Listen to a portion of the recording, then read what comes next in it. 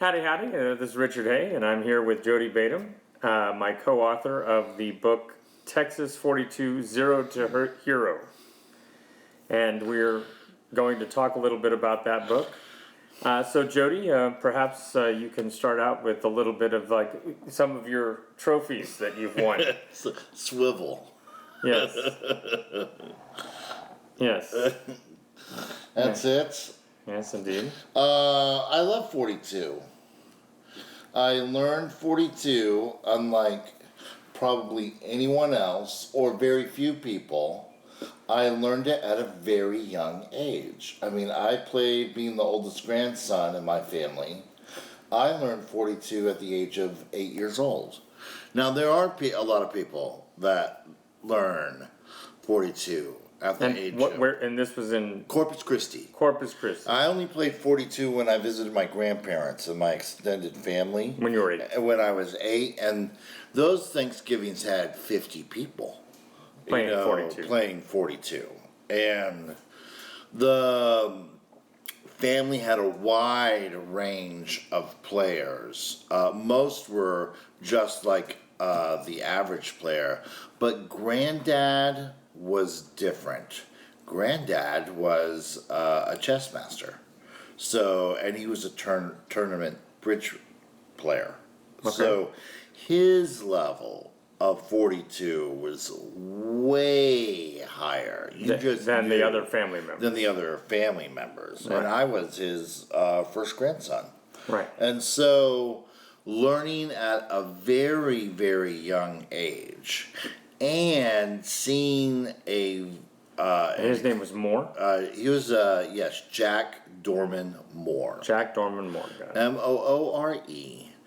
And seeing a really good player from the beginning that you can learn a lot just watching 42. And I did a lot of watching. How they play. Just how Granddad played. Because I knew Granddad was the alpha. So I didn't just watch anyone. I watched Granddad all the time until I got recognition of, oh, this is what Granddad's doing. This is how he makes decisions. So you combine very good technical play with someone that's played since he was 8 years old. So you would say your granddad was also a very logical player? Oh, he's logic through and through, without a doubt. But he's also wolfish. I mean, I've seen him go 37. He didn't outbid a 36. I mean, he opened at a 37, okay, with 3-5 offs. Because you'd never suspect someone who opens at 37 to have 5 offs. To have 5 offs. So he was a wily guy on rare occasions. He wasn't addicted to himself where he's trying to get away with murder every time. It's just like sometimes I think I can trick him. And so when he did trick, it was howling. It was, monumental. Right, got it. So clearly he was one of the inspirations for the strategies that are laid out in our book. Not a very long book, 100 pages. Basically doesn't really go too deeply into the mechanics of the game or teaching the game. But it does talk about the basics and has a little glossary, an introduction of you and myself. Unfortunately, to learn 42, you can't just read a book and I'm a 42 player. All right, what you really have to do is, if you don't understand our book exactly what it's trying to communicate, I'm positive if you reread it over and over again, it will come to fruition. So to me, the thing that was different about our book than the way that I thought about 42 before we wrote it was this concept of risk assessment. And it's not about the dominoes that you're going to win. It's about the dominoes you're going to lose. And then categorizing them into the categories of just pocket change. Yes. The penny, nickel, dime, quarter off. Yes. And quarter is not actually 25. It's just anything over 12. There are 4 different levels to offs, if you look at it: penny, nickel, dime, and 15 and above. Right. And most people don't look at offs and realize, what's going off. It became commonplace with me that if I call 4s as trump, I want 6s that are offs. I just know that. As a Well, and it also depends on the suit. Like what suit is called trump. So, for example, in a lot of suits, a 5 off is a quarter. It's risking. It's a deadly off. It's an off that can lose the entire bid in one trick. That's correct. Except for if blanks are trump, it's a dime off. That's right, because the blank 5 no longer follows the suit of 5s. It Right. follows the suit of blanks. So one of the nickels that would have made it killer makes it less killer.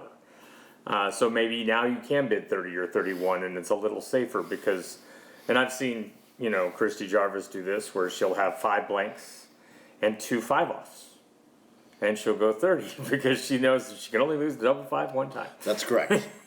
And the other one's probably going to walk. That's correct. So 42 is about what choices you make. You might have 7 dominoes, but how you play them in what order matters a lot. A lot of people have a good hand, and it's a hand that would work at the bid that they want it for, but they misplay it, meaning they don't make the bid that they want because they play it out of order. The order that they think of isn't really as conducive as they think. So I don't know if we say this in the book, but I know something I've heard you say is to play your weakness early. Yes. So for example, if I have an off, like a nickel off or something like this, the earlier you play it, the better, because if you don't, then the opponents are more likely to avoid that suit, and then you get more count get thrown on it or count that'll kill you. Absolutely. You want the opponents to be forced to follow suit. The earlier you throw your off away, The more likely that is. the more likely that is. Don't let the opponent choose what to throw on it. Right. If you wait till the 5th trick, then they've already cleared their hand of anything other than the dominoes that are going to matter. And even as a 12-year-old, I'd roll my eyes with, oh, right, this guy just played all but one of his trump. He's played all of his doubles. Oh, you didn't get 36, did you? No. Now you have 2 offs. What are you going to play? Because if it's the 2 blank, right, You did. Yeah. Well, so the other thing I've noticed is that it's also not in the book. We don't mention this. The categorization of players. Basically the first little piggy, the second little piggy, the third little piggy. I've done a lot of training, and and people have asked. I can follow suit now, so I'm a really good 42 player. And you want to tell them and make them happy. Yes, you're a really good 42 player. You stopped misplaying. You stopped misplaying. Yes, but that's right, really, yes. There are steps to go. And I came up with the 3 little piggy scale, just because it's a house full of straw, wood, or bricks. How strong is your play? How strong. And then came up with the wolf is really the person that's playing the player. Right. Someone that's bidding their opponent as opposed to their hand. Yes. And I've had to do that. Any tournament trophy I've won, I've either had average luck or above average luck that day. I've never won a tournament with bad luck. I'll tell you that. Right. I think that's very difficult for anybody. Right now. And I think anyone would tell you.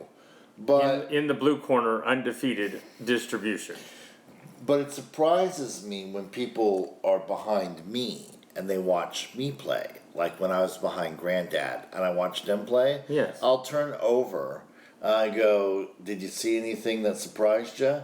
And they just look like a deer in headlights face. Like, I have no idea what you were doing. So I recall you mentioning one time you were playing in New Mexico. Yes. And that that they tend to be gunslingers, that they tend to be high bidders. Everyone plays. And there's in some that prompt entire bidding room, going on. The entire sort of. So what you have is a room where someone bids 31. and they were saying I have 3 doubles. Right. And when I say They were that, signaling, yeah. there was a prompting, and that was a time where everyone was doing it, so it wasn't considered to be frowned upon. But as soon as this person bid 31, there's nothing that you could bid that scared this person off from outbidding you. So you go 35. So you go 35, he'll go 36. And you've got nothing. And you have nothing, 36. But in this case, I knew, well, that's the pattern. Yes. So I look at my hand, and I have nothing. Zippy. Zilcho, no doubles, Paul Revere, which means, 2 of everything. Or Noah's Ark. Noah's Ark, yes. Excuse me. And the British are coming is not quite as good of an analogy. 34. I put human inflection into it. I go 34. And so I have put a little bit of English on this. And this guy looks at me, 35. Not even. Doesn't blink. Doesn't even but you knew think about it. But that was the plan. Right, you knew you would do And that. I had a hesitant partner, so I wasn't afraid of him going higher. So he goes 35. And then Don 3 trumps. And then my partner 3 trumps him. And then this person turns to me and goes, "Did you have it, Jody?" And I told him, "I don't remember." Now, as I recall, the way you tell the story is that Anthony Williams, the mayor of Abilene at the time. He was sitting right behind me. I didn't recognize him because he wasn't here. I mean, he was a little bit kind of behind. And he was just shaking his But head. I looked over, and there he was, and he was just shaking his head, and he was like, "You are a bad man, Jody Badum." And right. So he had seen me bid 34 on a hand with nothing. Yes. Get the opponent to go 35. My partner 3 trumps, and away we go. So another classic clinic of a hand that I recall was you were also playing with Don. And it was fun games. Yes. It was the night before TOC. There is no Friday night warm-up. You're just playing for fun. And this is back when it was in Burnett, somewhere close to Central Texas. Which I say for no particular reason, but yes, and you were playing against Katie and Christy, who would go on to win the next day, and they did win and be the TOC champions the next day. That day, yeah. But the night before, you're playing them, and I forget exactly what trump was. Trumps were 3s. 3s were trump, and no, 3s were not trump. 3s were my you had the walker. 3-2 behind the 3-3. That was not trump. But as I recall, there were a lot of outstanding 3s. And you saw Christy throw away the 4-4 on, I think, the 4th or the 5th trick. Yes. And I think it actually was the 4th trick. And you were like, oh, railroad shaggy. Like, she knew the 3-2 was out. You had bid 37. Yes. And so losing the 3-2 would cost, and she knew the 3-2 was count that was outstanding, and that she was holding 3s against you. It was a situation where no 3s came out. Yes. And you had not led the 3-3 yet. When she played 4-4, I was able to reconstruct her hand by remembering every domino she had thrown away, and I realized there's an excellent chance that she had 3-2.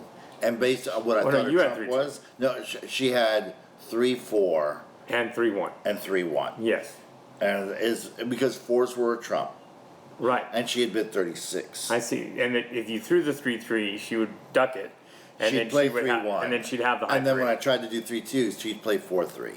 Right. So I have a problem. Plan A, play all my trump, and then play. Now she might also have the 3-5 and the 3-4. That's true. And if she does, you're dead. I'm dead anyway. Yes. But we know this. This person was out of 5s. Right. So I know that 3-5 is not over there. Is not over there. And I know that if 3-5 and 3-1 or 3-5 and 3-4 are there, I'm dead anyway. Yes. Right. But if 3-5 is across from me, I can lead the 3-2 into the 3-5. And you still have a trump left. And the trump was the 3-6 because 6s were trump. I see. So I got you. I played, and I knew, am I going to lead this 3-2? That would set you. That would set me. into my partner's 3-5. It's not over there.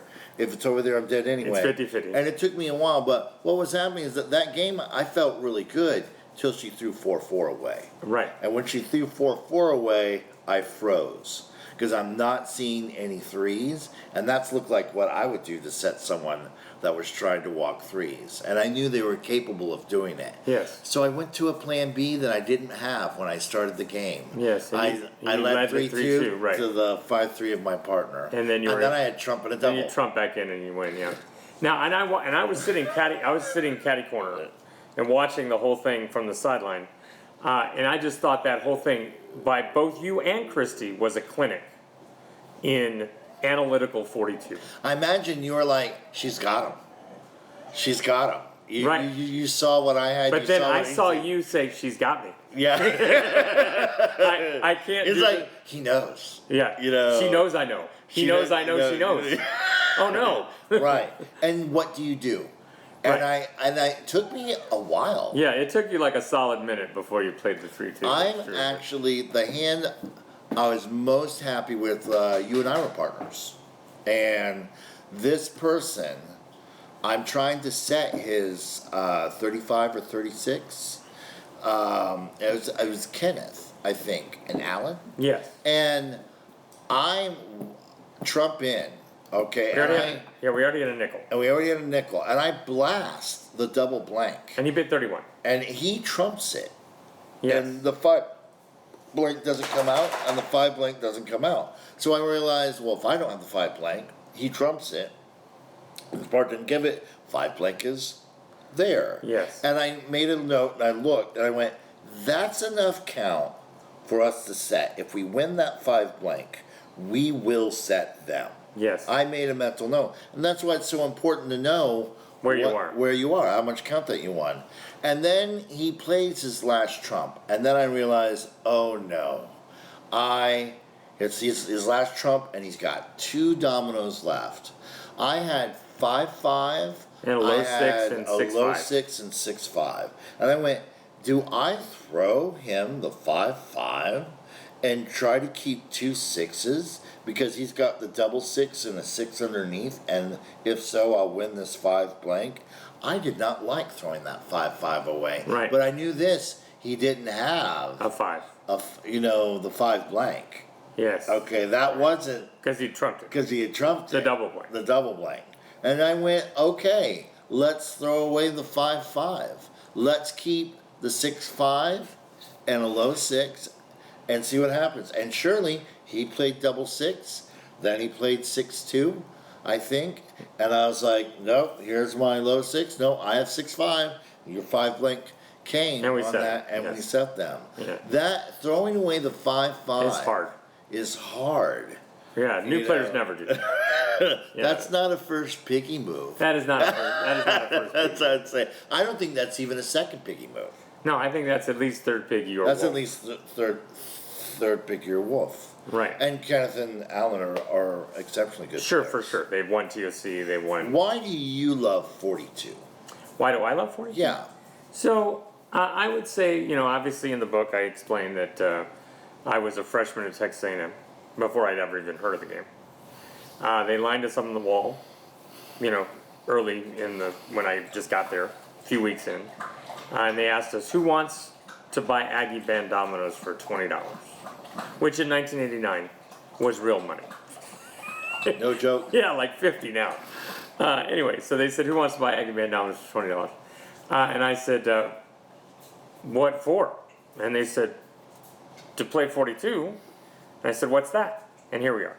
Anyway, so the moral story is that essentially just the way we would play at canoe trips and on casual outings and just learning the game at the Dixie Chicken and just playing with my friends, it was something that even though my father's from Michigan and my mother's from Chile, and I don't have a family where we Wonder Twin power activate and there's 5 of these. No one in my family had ever gone to Texas A&M. I was the first. None of my children have gone there because I suck at persuasion. Anyway, so but learning the game of 42 was something that to me was, and I think this is true that I've seen that it's not for everybody. That, people play the game, people that love analytical problem solving, people that love logic, people that love the mechanics of the game, they immediately see it and they're like, this is an elegant game. I like puzzles, so I wonder if it's a puzzle game. Something. I mean, there's something to that. I think that there's something along that line where... I love 42 because there's no other game like it. I mean, not exactly like As a table game. As a table game, you are playing a game where every domino, if it was a card, has two suits. That's, of course, what makes it so complicated.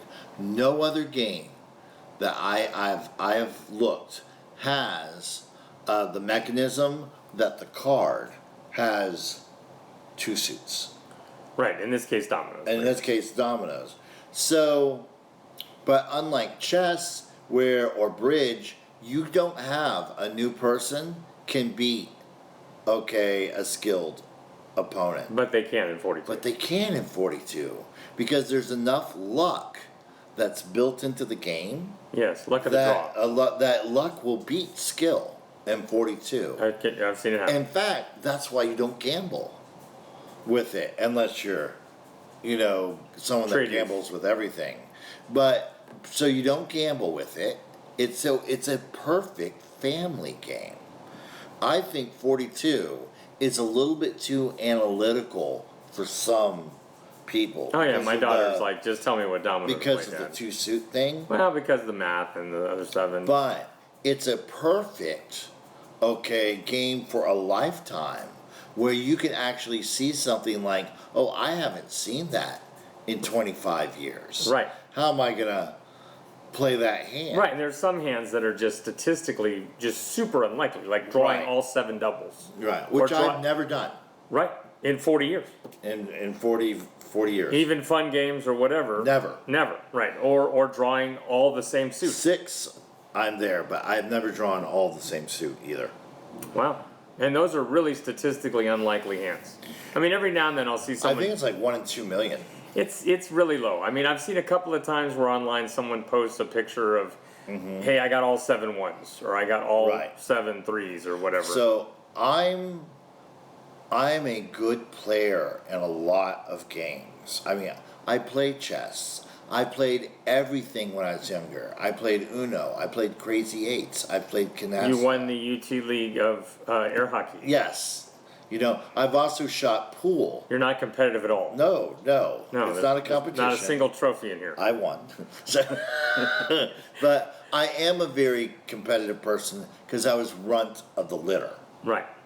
And runt of the litter has to hit harder, has to run faster, has to talk harder. Right. Has to care more about winning. Has to care more about winning. Sure. Because life isn't, really fair. To them. But I love 42 because it fascinates me that you could get hooked so early because luck is that big of a factor. Sure. You don't have to pay, 2 years of training like a knight squire.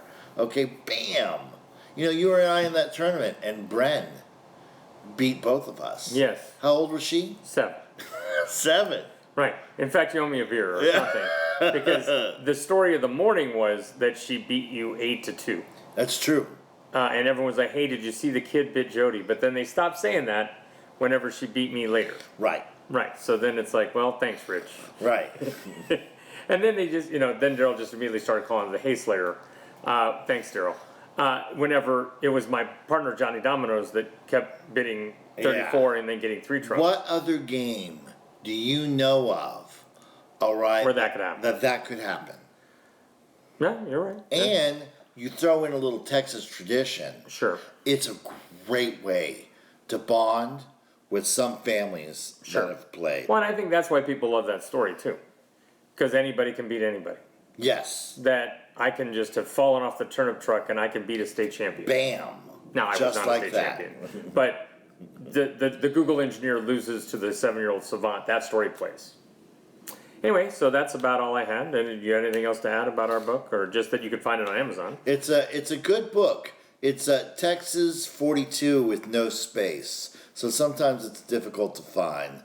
We need to change it to be Texas space 42. Right, 0 to hero. But I'm telling you, if you don't know the space thing, you'll never find it. So Yes. So it's Texas 42, no space. I also have a URL shortener thing that's just tx.ag.